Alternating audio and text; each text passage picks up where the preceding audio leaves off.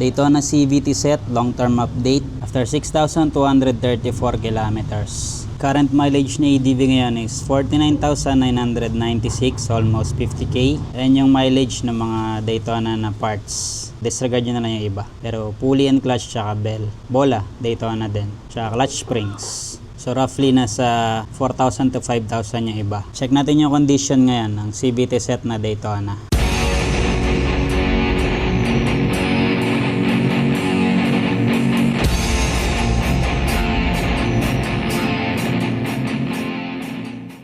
Baklasin natin yung pulley set, 22mm socket.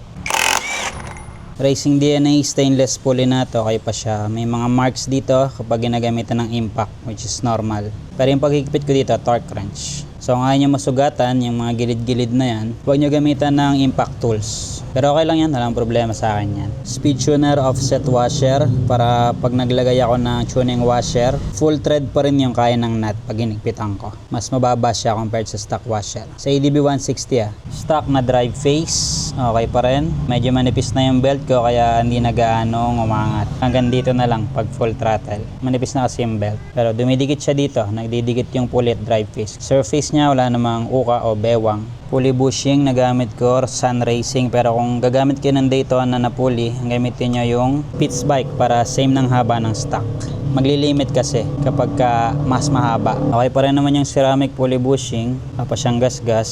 Yung lobo okay pa rin. Tapos wala pa siyang alog dito na sobra-sobra. Minimal lang. Parang stock lang din. Racing DNA stainless tuning washer. 0.5mm na lang tong gamit ko kasi nga manipis na yung belt. Yung signs na manipis na yung belt mo, kung halimbawa naka-setup ka ng tuning washer, pag naririnig mo na sa call start na pumapagpag yung belt mo, yung may belt flap na, bawas ka ng 0.5. Sa mga naka-tuning washer, naka-setup ng CVT. Daytona pulley, okay pa naman. Walang damage na nakikita ako. Stock backplate to. Slider piece ko is pang 160. Ito kakapalit ko pa lang kasi yung last na linis ko dito siguro 1,000 kilometers ago. Maluwag na yung stock ko na slider piece kaya nagpalit na ang bago, pero matagal yun bago lumuwag, sobrang tagal. Yung bakal sa gitna nitong Daytona pulley, okay naman siya, hindi naman siya maluwag, hindi natanggal, so wala siyang gas-gas.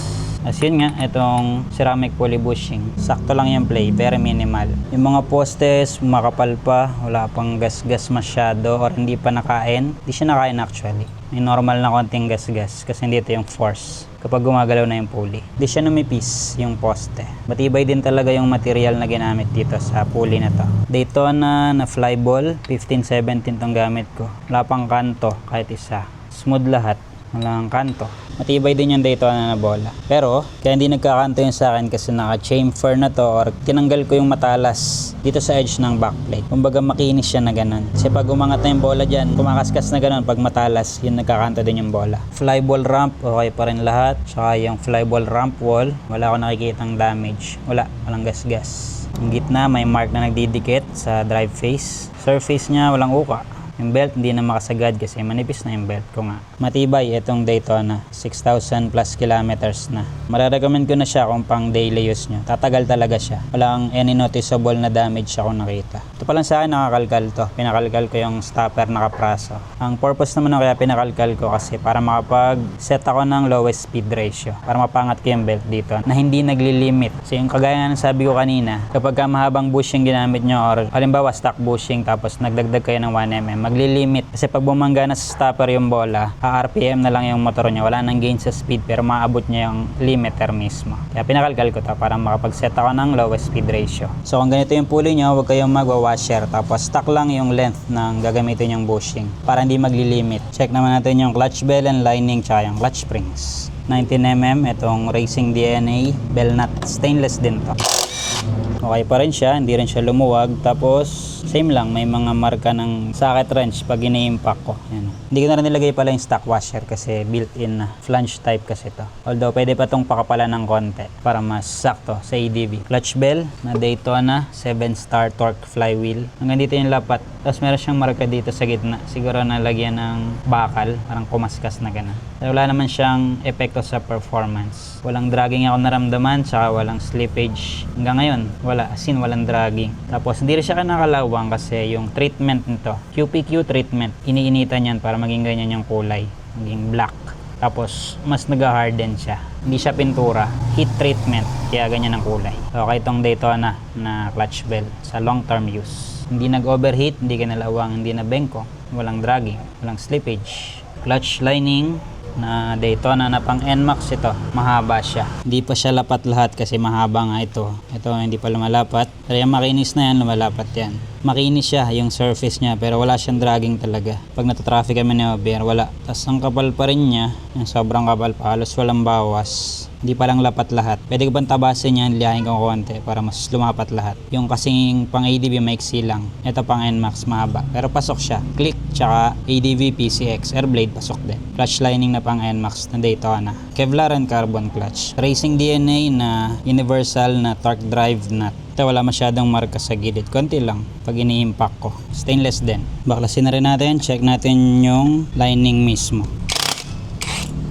Clutch springs na Daytona 1000 RPM. Okay pa to, maganda pa yung kagat at bitaw. Yung engagement at disengagement. Ito lang medyo hindi mo matatanggal basta-basta. Pinupukpok ko pa yan. Yung mahaba siguro yung hook. Smooth yung galaw, smooth yung galaw, smooth yung galaw. Pag gumanit yan, nagiging cause din yan ng dragging. Stock na clutch housing. Okay pa yung mga damper.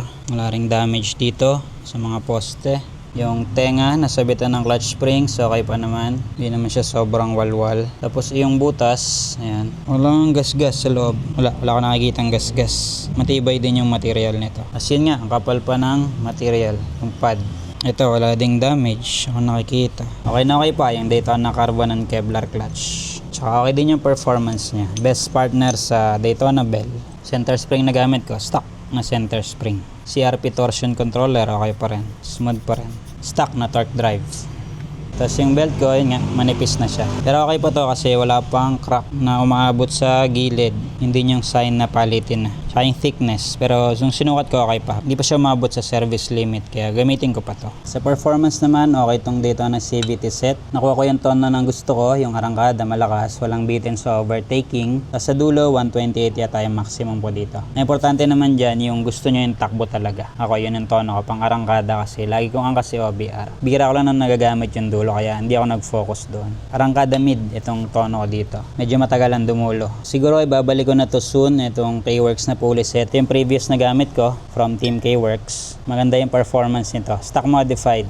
Tinorture test ko lang talaga tong Daytona na super stock pulley para makita ko sa long term kung okay ba siya. Okay naman yung kanalabasan niya. Wala ko na encounter na problema dito.